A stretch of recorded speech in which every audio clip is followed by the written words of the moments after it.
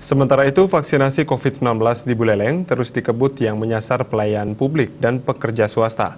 Vaksinasi COVID-19 terhadap karyawan swasta dan pelayanan publik ini menjadi salah satu prioritas untuk mengejar target 3.000 vaksinasi setiap harinya di Kabupaten Buleleng.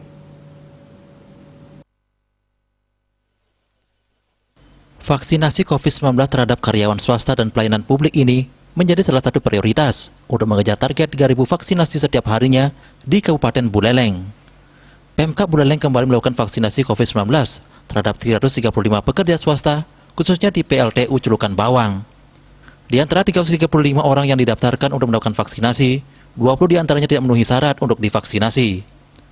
Kepala RSUD Tangguwisye, Dr. Ketut Parining mengatakan, vaksinasi sudah dilakukan kepada pekerja swasta dan pelayanan publik seperti pekerja bank.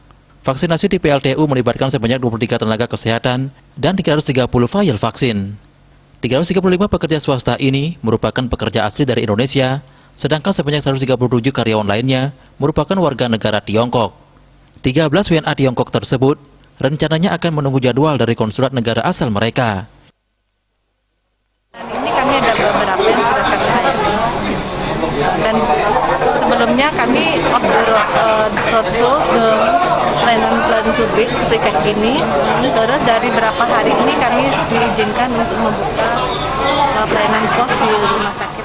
Saya mohonkan ini biar cepat karena karyawan kita supaya sehat gitu. Jadi supaya tidak berpengaruh pada operasional dari PLTU. Kalau ada yang sakit kan otomatis kita bingung dan mempengaruhinya. Vaksinnya dari provinsi apa dari kabupaten? Sebenarnya vaksin ini saya minta dari Provinsi Bali. Saya minta pada Pak Gubernur. Pak Gubernur memberikan fasilitas